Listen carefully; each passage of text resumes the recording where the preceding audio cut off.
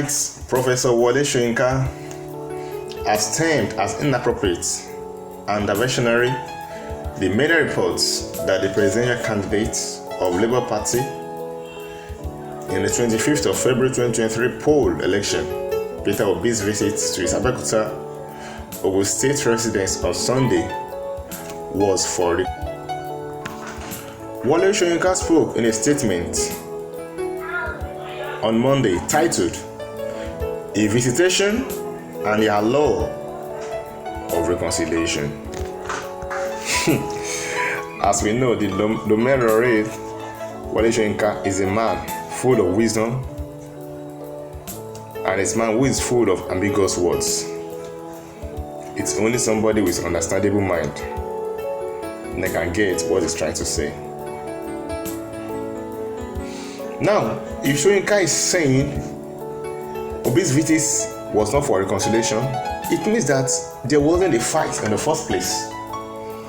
As some people who are called obedience are clamoring that Wole Soyinka was a bad person, that is not a notable or respectable man again in Nigeria, based on some of the comments he made during and after the election. But as we've known Obi is a man who is after peace. He's a peacemaker, he's an easygoing person, but some obedience believe that peace talk might not be needed at times, and action speaks better than words. Well, it's up to them. In Nigeria, those things that we've taken actions on, have they really been achievable? Or those things that we've settled amicably in peace, in an orderly manner, have we been able to achieve them? This is a food for us and a food for thought to us. But the presidential candidate of Labour Party, Peter Obi, tweeted after his visit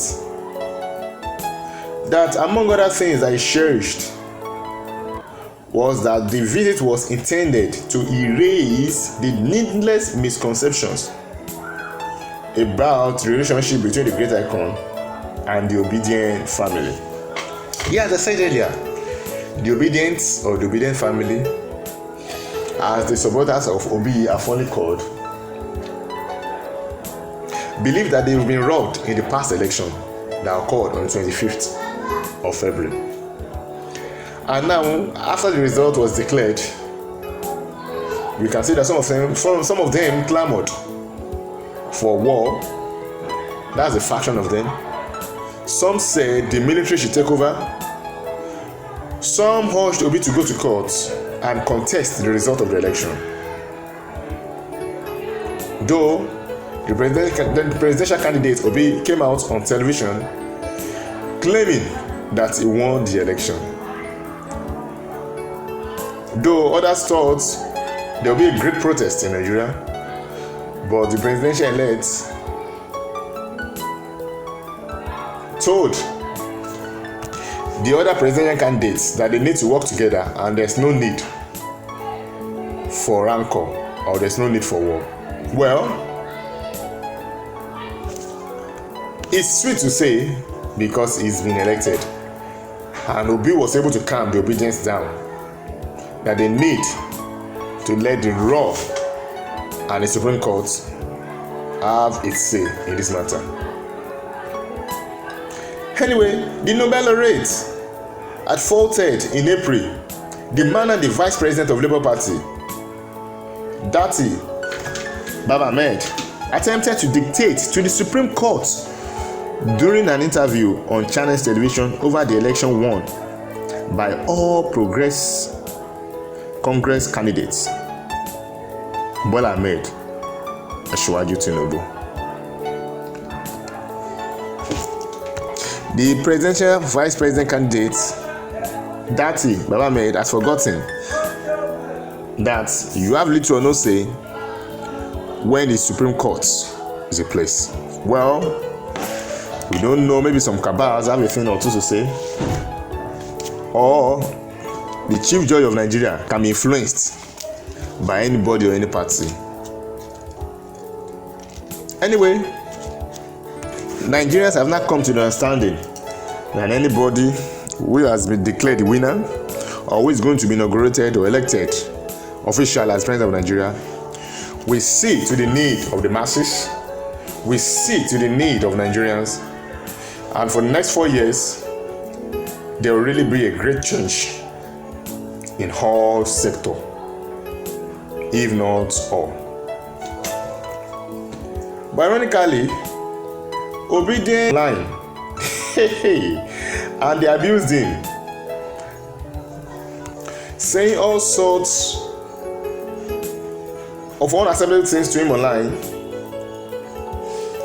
and also the governor, the ex-deputy governor of CBN, Kingsley Mgalu, which tweeted saying Soyinka is a phenomenon that unlettered and uncultured people may not fully understand. In an age of lazy social media in which may not read or think deep. It's true. Soyinka is a knowledgeable man. He's a wise man. Someone who has won many awards, both locally and internationally. So anytime he speaks, only the knowledgeable people understand and people who are filled with wisdom.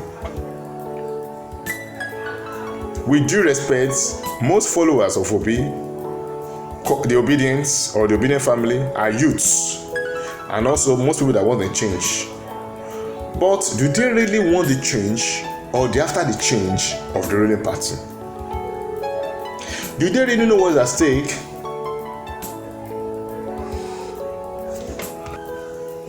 Is this not about this is the person we want to rule, or we want there to be a positive change irrespective of the person that comes in place, or the person is going to be elected as the future president of Nigeria? After the presidential election, a lot of things began to unfold, where some people believe that it's the turn of Labour Party, some people believe that it's the zoning of the east or west or north. Why some people believe that we don't want tribalism, but we want somebody that will really bring a great change in the course of the 4 years of his or her own rulership. Soyinka said he can easily relate to Obi, and there's nothing to reconcile about, but he is unable to relate to some obedience and obedient family.